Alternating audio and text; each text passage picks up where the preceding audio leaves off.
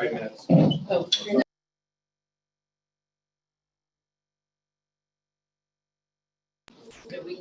okay, we'll go back into open session. There were no referable decisions made in closed session or any actions taken. And so now we will move forward with the Alumni Justice Group. And just some ground rules. You will be able to speak for 3 minutes, and we will go from there after all the speakers have had a chance to speak.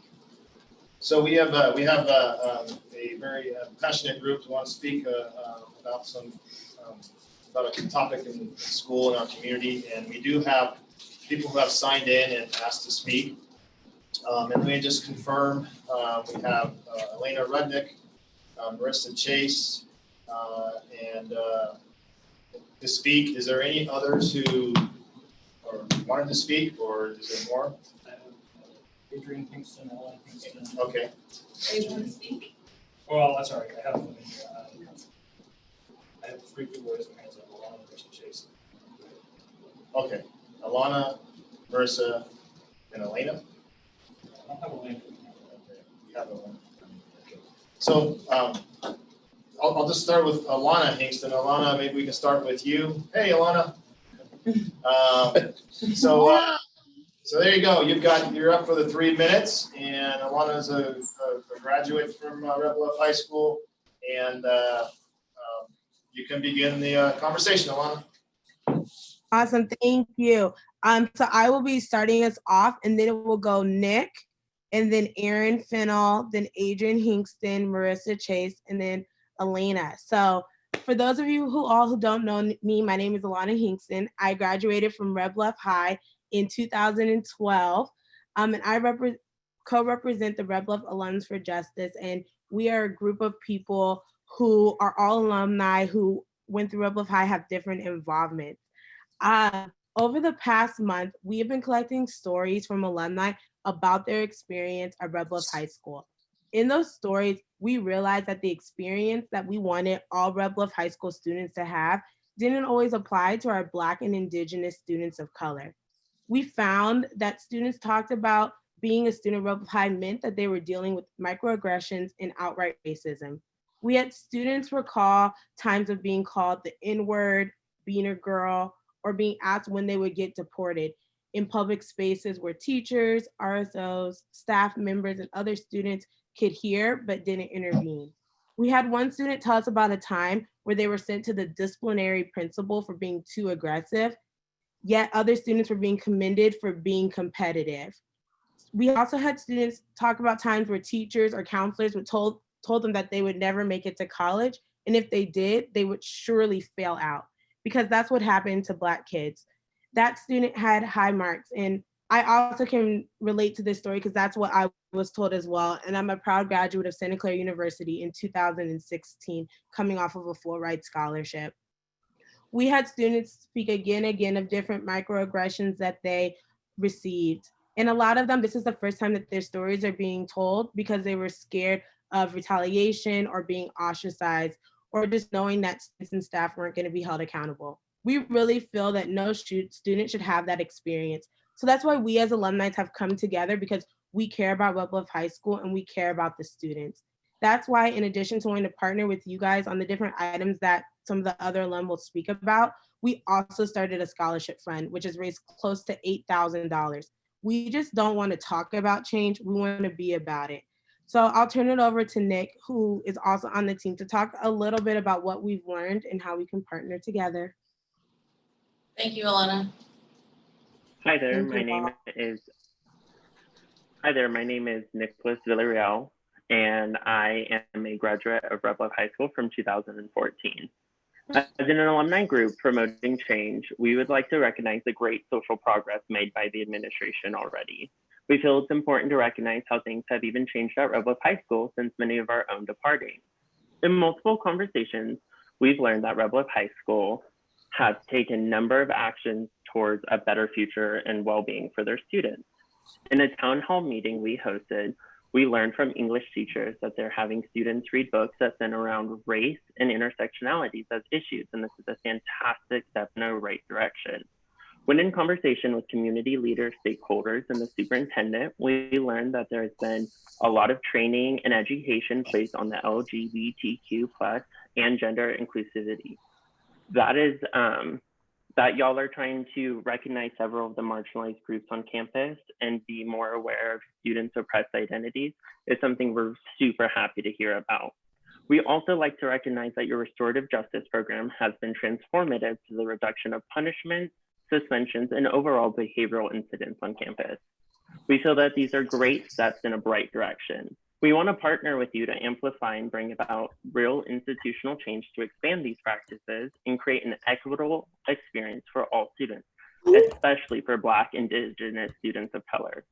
We have seen the great steps you've already been doing and see how much they have expanded the community, and we would like to bring about more with you. With that, I'd like to hand it over to Erin to talk about some of our things. Thank you, Nick. Hi all, my name is Erin Fennell. I am a graduate of Red Bluff High as well, class of 2012 with Alana. One of the things that I want to talk about actually does relate directly to some of the work that you all have been doing. Because restorative justice is already a current focus of the high school administration, we are actually very optimistic about the progress that we can make together when it comes to the safety of students of color at Red Bluff High. To give some food for thought, over 96% of the serious offenses reported on high school campuses in recent data do not involve serious weapons, according to the ACLU. On top of that, it is well documented that SROs, or school resource officers, have not stopped a school shooting, and in fact, at least one SRO ran directly away from an active shooter instead of standing to defend the students. This is more than just a sad story. This is giving us an opportunity to use the money more wisely. Instead of paying to keep an SRO on campus, we would rather see funds go to a purpose that will be directly beneficial to students of color at Red Bluff High. We have a lot of ideas about alternative uses of general funds, and we hope that an SRO is not high on your list either. So one of our other alums, Adrian Hingston, is actually going to be speaking more about some of the direct ways that we can all work together. Thank you, Erin.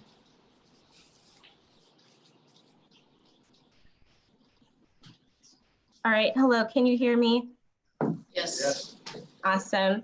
Hello, everyone. My name is Adrian Hingston, and I graduated class of 2014. So two of the suggestions that we're recommending stem from a place of prevention and proactiveness. The first being implicit bias and anti-racist trainings for all staff members. Teachers are not only responsible for teaching class materials, but they also have an incredible impact on the trajectory of a student's path, which can unintentionally be affected by unconscious biases and stereotypes. The aim of these trainings is to equip teachers with the tools they need to have better relationships with their students and create equitable experiences and opportunities for all. As teachers often make the first decisions about behavioral consequences, we believe that these trainings will help teachers be better prepared in crisis situations and reduce the need for escalation that requires police involvement. Our other suggestion is student-focused. Students who go through Red Bluff High are our future leaders and peers, and it's important for them to have a more inclusive education that includes stories and literature about and by Black and Indigenous people of color. We would love to see these changes integrated into everyday curriculum. Additionally, we believe that recognizing Black History Month and other dates are important and can be done in a way that isn't offensive and opens dialogue to what students are learning in the classroom. And with that, I'll hand it over to Marissa Chase. Thank you, Adrian. Hi, my name is Marissa, and I graduated from Red Bluff High in 2014. As you can see, there is a lot of work to be done, and students shouldn't have to wait to know the district is committing to making these changes to support students of color. This is why we asked the district to release a statement in support of all their students by letting them know Black Lives Matter and condemning all acts of violence against people of color. We see this statement as both a commitment to our previous request and an opportunity to educate students and facilitate conversations around race. This will also ensure transparency, as we do not want a statement that leads to inaction and empty promises. If this is something you will commit to, we are more than willing to help write this statement as you see fit. I will now hand it off to Elena. Hi, my name is Elena. I'm a Red Bluff High School graduate of 2014 as well. Building on Marissa's point, we're also here, as she mentioned, to offer ourselves as resources, and we're willing to put in time above and beyond moving forward into working with the district. You have alumni who work in this field and related fields, who are high up in business and who are facilitators and willing to be deeply involved in improving our community. Similarly to how we are using the scholarship to help build up this community, we want to work cooperatively with the community moving forward. In light of this, we're interested to hear the board's concerns. Where are you feeling pressure or stopping points? How do you plan to move forward? And how do you plan to be accountable?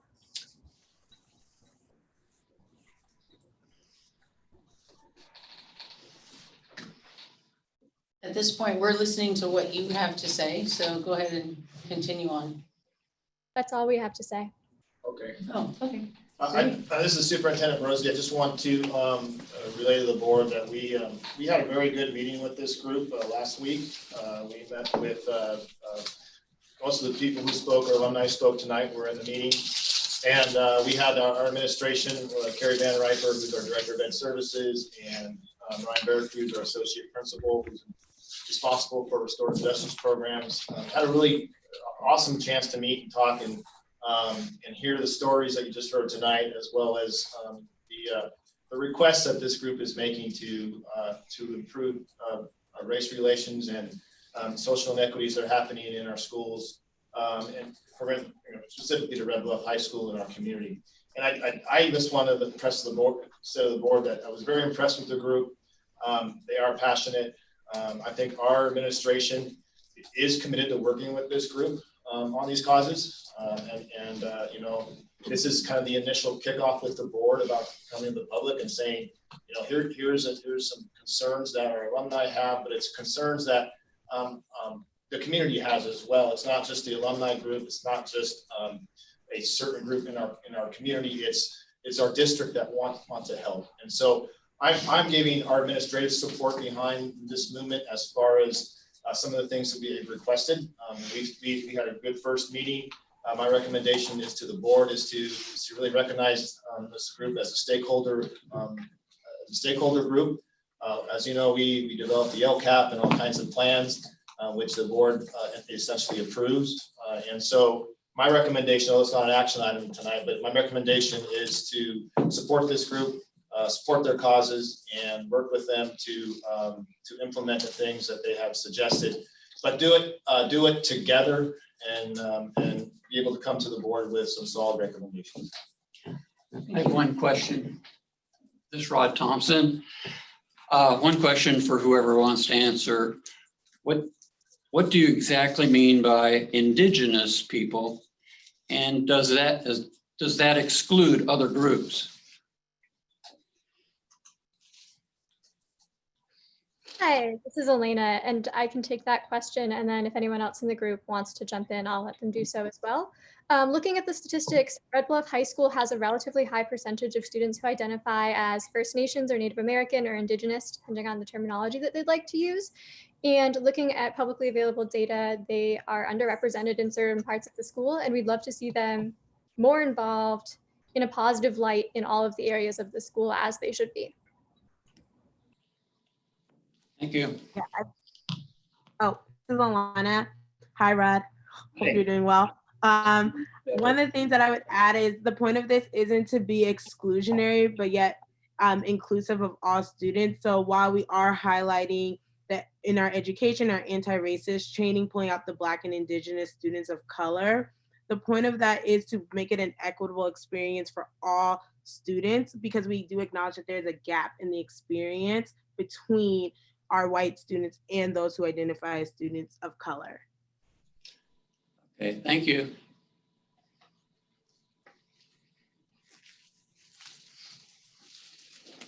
Okay, I think it would be great if you became part of our LCAP team as a stakeholder And we look forward to working with you going forward.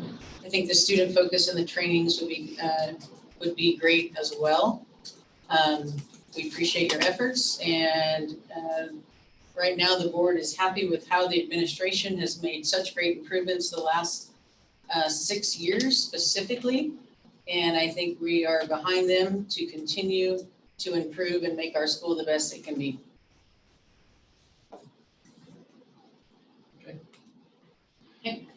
I would like to. Thank you. Thank you.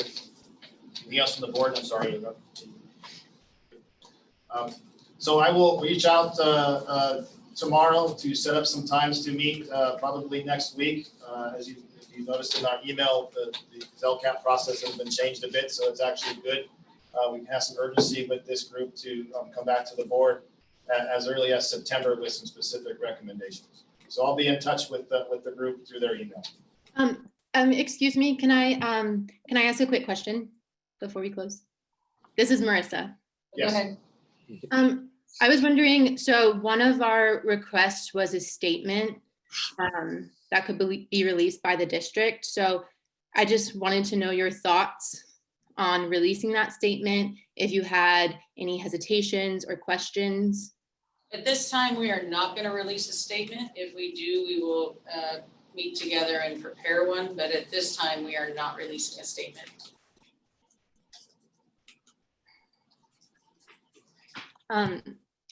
Is there a reason that we are not releasing a statement right now?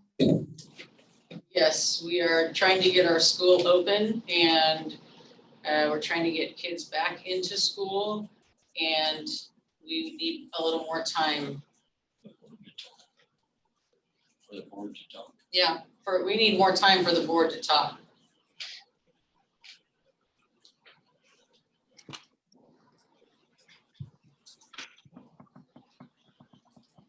Okay, thank you so much for your time, and thank you for joining us tonight. Thank you for your time as well. All right. You want to do this? Don't we have another public speaker? She's on the She's actually on the school opening. On the school opening one. So. Okay, can Are I? we still there? Are we still there? Yeah, it's open meeting. Oh, It's good. open meeting. Okay, can I have a motion for the adoption of resolution 2020-9, resolution for property easements to PG&E? I so move. Second. Okay, discussion? It's not a revolution. Dee has some information on this. This just has to do with our whole process for the electric buses that I know is a 2-year-old process, but everything got slowed down. So we are still working on that. And this is just part of the PG&E infrastructure fees. And they need easement access to be able to, part of our property, to be able to set up the meters, get all the infrastructure in place. So that's basically, they need a resolution. And then you'll also see 2 easement deeds that we will be signing to allow them access to do their work. Okay. Any further discussion? These are both just in the bus area, right? That's where it's taking place. Okay. No further discussion. I'll call for the vote. All those in favor? Aye. Opposed? All right. Can I have a motion for the approval of easement deed between Red Bluff High School Joint Union High School District and Pacific Gas and Electric Company for APN 029-270-3031? Also move. Second. Discussion? Yeah, just. All right, all those in favor? Aye. Aye. Opposed? Okay, can I have a motion for the approval of easement deed between Red Bluff Joint Union High School District and Pacific Gas and Electric Company for APN 029-213-002? Again, I so move. Second? Second, but I just include them all together. Okay, well, that's the last one. So Yeah, and it's just, there's 2 different ones because it's 2 different it's 2 parcels. parcels, so they have to be separate. All right, so all those in favor? Aye. Opposed? Okay, can I have a motion for resolution number 2020-10, electing to be subject to the Public Employees Medical and Hospital Care Act and unequal amount for employees and Inuits with respect to a recognized employee organization. Can I make a recommendation that you go ahead and Do all three? bundle D through F because it's all created at the same time? Okay, so it'll be D through F, Could you this motion. maybe explain anything in there? Also move. Okay. Yeah, I've read them. So we came to you a couple months ago with resolutions to, our classified unit is moving to PERS healthcare. And so in order to do that, we had to establish a resolution and sign an MOA with our group because it fell underneath certain laws. And so we had to make sure we had a vesting schedule and things in place for this to happen. We did it what we thought was what the PERS wanted. PERS came back and said, not quite what we wanted. So they provided us actually with resolutions weren't up to date. They were older resolutions that we were using. So they gave us the correct ones. And so that's why you see this on here today. And it's all regarding the move to PERS and making sure that our retirees are the laws that we're announcing to our retirees about the health care they could possibly join in, and then also the vesting schedule, so employees who are working here for a long time can also join in, and it's just a way to make sure that we're in compliance with the law. It's not adding any cost to the district.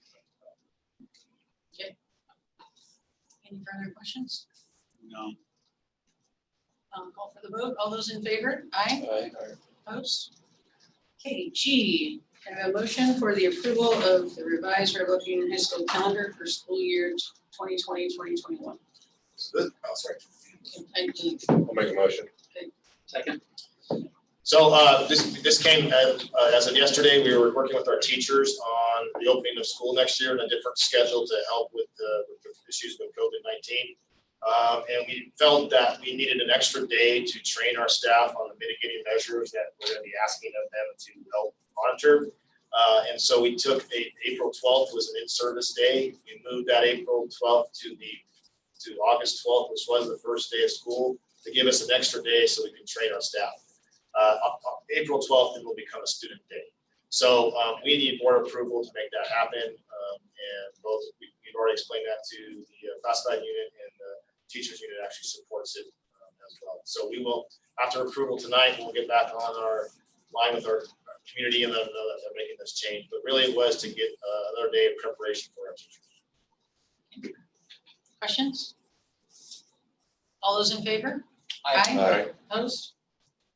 Okay, H, can I have a motion for the approval of school reopening plan for fall 2020?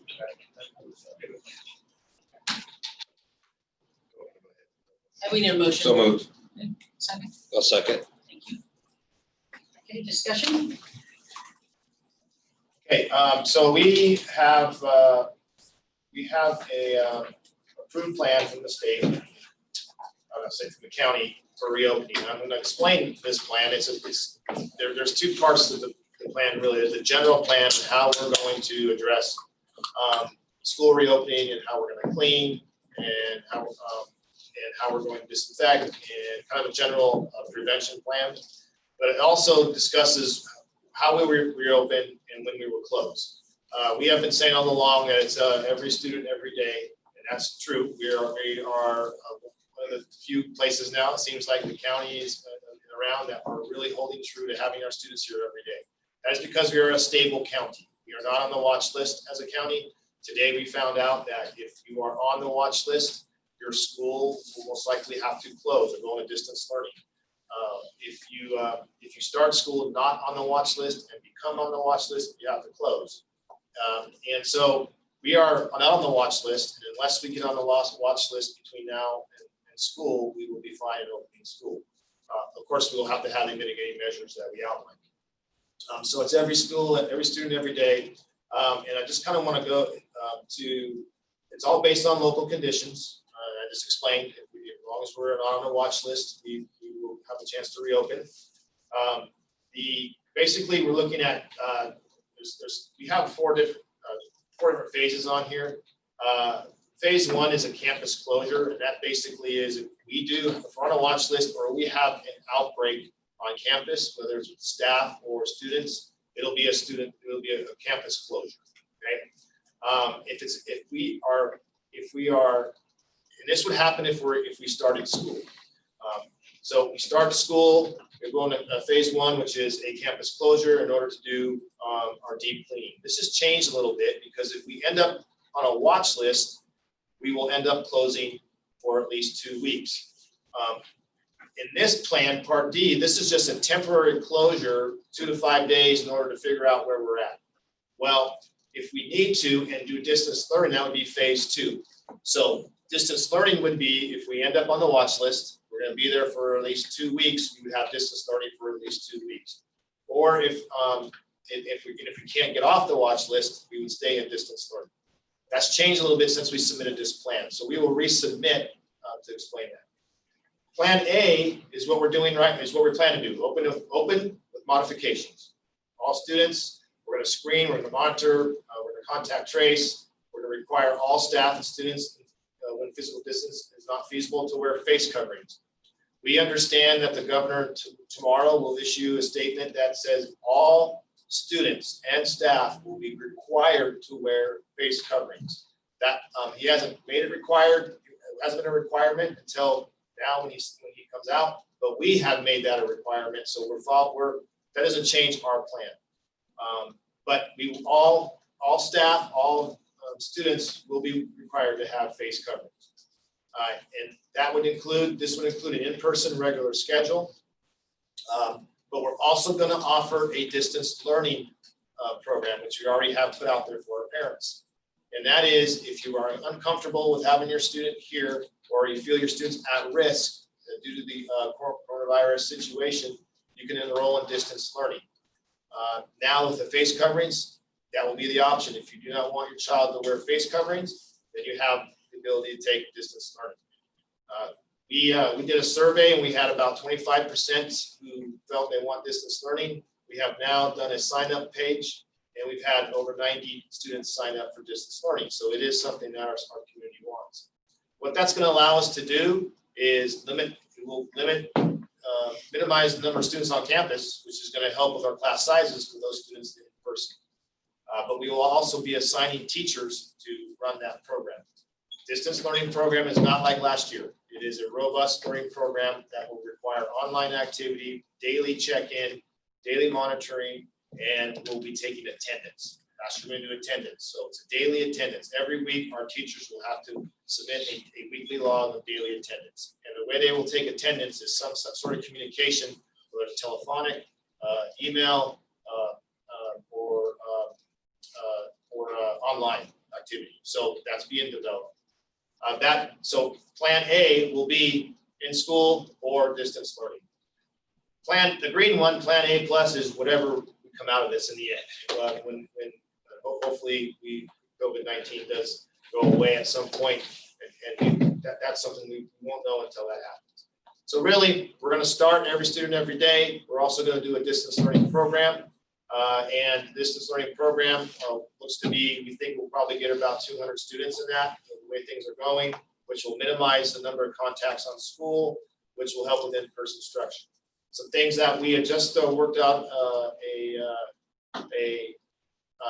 I want to say a tentative agreement. It hasn't been signed yet. They're still, the teachers are still going to go to their general body, but we have worked out some design that will help with our scheduling for next year. We will announce that as soon as our general body has voted on that. Teachers will roll that out to our public. But there are ways that we're actually minimizing the number of students. We think we can get to a 25-to-1 ratio with our students on campus, which will help with that. So this plan, if you kind of look at it from this point of view, plan A plus is that new normal, whatever that is. Plan A is the cohort, or that every student every day open with modifications. Plan C would be the distance learning, that we go into distance learning, and that would be if we come on a watch list as a county. We would go into distance learning at least for 2 weeks, if not more, depending on the watch list. And D is just closed period without distance learning. That D now really is not an option, because we were thinking before the watch list, we would close just for a few days, assess, and then reopen. Most likely, if we are on a watch list, we'll be closed for a while. If we aren't on a watch list and a student does, or a staff member does contract COVID, this Plan D would take effect where we would close to contact trace, figure out how we're gonna reopen. So really, it would be, if we're on a watch list, it would be distance learning. If we're not, and we have a student or parent, or a student or a staff member contracted, we would close to do our contact tracing. So it can be complicated, but that's how we're looking at it. Every student every day with distance learning, or if we're on a watch list, full distance learning. And if we start and we have a student or employee contracted, we would close to do our contact tracing and determine how to open. So except for the watch list, it's pretty close to what you had presented Yes. to us before. Yes, and this, some of this might change with the governor's announcement tomorrow. I mean, we'll revise accordingly and bring back, but not much we think is going to change. What we do know now is what the parameters of the watch list are, or what that means. So for the board to, I have a web page here that kind of explains or tracks the county data of cases. And you can see the yellow, those are all the watch list counties, and the blue isn't. You can see it goes all the way up to Glenn County, who's on the watch list. And then here you see Tehama County. And Tehama County, right now, the numbers there, these are from what we've told, these are the important things to look at. In the last 14 days, 69.8 per 100,000 people have tested positive, or that's the ratio that's we're looking at per 100,000 people. If that number gets over 100 per 100,000, that's a red flag. Down here is But if one day goes by, that means it starts, now it's 13 plus the new day. Yeah, it's in that 14 days. So when the day, you're always looking at the last 14 days. So you're dropping off the 14 days. Here, same thing, last 14 days. It's how many, what's the percentage of the cases testing that we're testing test positive? We're at a 3%. If that gets to 8%, that's the other red flag. So you can see we're stable. That's why we've been saying we're a stable county, right? If you look at Shasta to the north, they're at 49.5 per 100,000 and 2.3%. So they're a stable county. If you look at Butte right now, they show up as a stable county, but if you look, they're now at 107 per 100K. So they are most likely going to fall. We think they'll end up falling off the watch list. I'm not the person who says that, but we think that's what's going to happen. If you look at a county, let's just go to Los Angeles County. Look at that, 371 per 100,000 and 6.5. So they're under the 8%, but they're at 371 per 100,000. That's why they end up on the watch list. So this is a good little tool. I can email this to the board if you're interested. Yes, please. And you can at least look at the surrounding counties around us. And I think Glenn was a good, it's Colusa, but if I go to see Colusa, 362 and 10% positive, right? If you look at Glenn, another 252 per 100,000 and 10, almost 11% positive. So that's why they are in the watch list. So when you hear about these things, that's why they're in the watch list. And again, one more time with Tehama County, we're at 69.8 and 3%. So if that mark holds, we're good to go. And if we get cases of kids, then we think there'll be some additional guidelines of what happens when students get it, if they get COVID or employees. But as long as we're stable, we should be able to remain open. We have to close for a few days and figure things out, but we should be able to stay. So I brought this, part of this process is to get approval from the board, and so that's why we're asking for approval, but most likely it'll be revised for August when we come back. Question, Todd. Yeah. I noticed in the pack, you have the highlighted schools on here. How come the other schools aren't approving or aren't involved? So just a little background on this. We were, every school was looking at trying to develop a plan. So I actually called a meeting of our feeder schools. So since we share siblings, and we decided to work together on a plan. It then ended up in, hey, we'll just turn this in for the schools in the county, and the highlighted one. That's just they decided to highlight those ones because those are the ones that initially approved the plans. For that. So that's our feeder network, yeah, basically. right. Those are our feeder schools that feed us. So we call it the Tehama County reopening, but really it's specific. specific to us. The schools in the South County can use it, and that's fine, which I think they have, but we were just kind of going in as our own Red Bluff High feeder. So, and then there'll be appendices. You can sign at the end of it. We just haven't finished the appendices because everything's changing. We're working with our union on the schedule. So now that that's becoming a little bit clearer, we'll start doing those appendices and getting out for approval from our public health as well. And do we have one speaker? Yes, so, is she there? Chris or Corey. Corey Stout. Corey Stout, are you out there? Let me go back. I'm here. I just wanted to listen and find out where you guys were at on the reopening and what kind of precautions. I did read the I did already read the submitted plan, so I don't have anything to input or ask right now. Okay. Thank you. Thank you. Okay, with that, any further discussion? No. Okay, call for the vote. All those in favor? Aye. Opposed?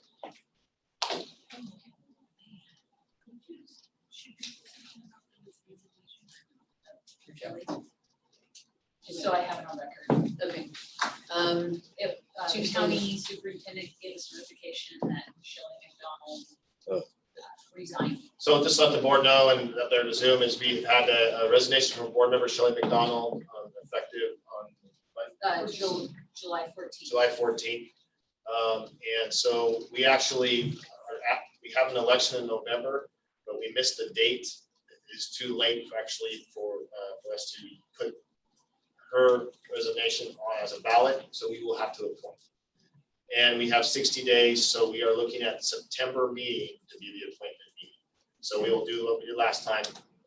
This is interview, we'll advertise, and then we'll have a screening, which usually is the president, myself, and the administrative assistant, to make sure the paperwork is in order, and then we would set up for interviews on September 4th.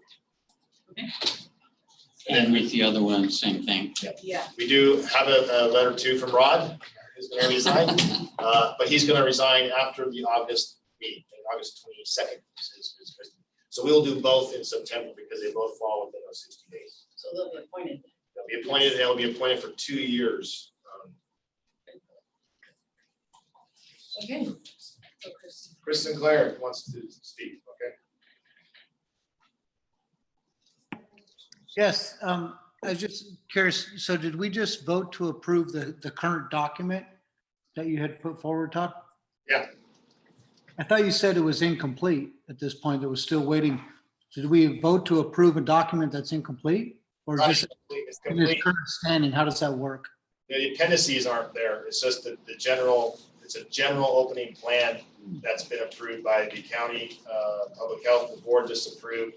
And then we will bring back the appendices, and then we'll bring back whatever revisions are necessary.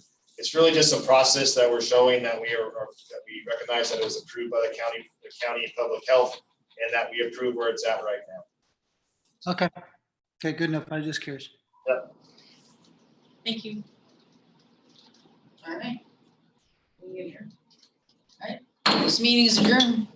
6:06.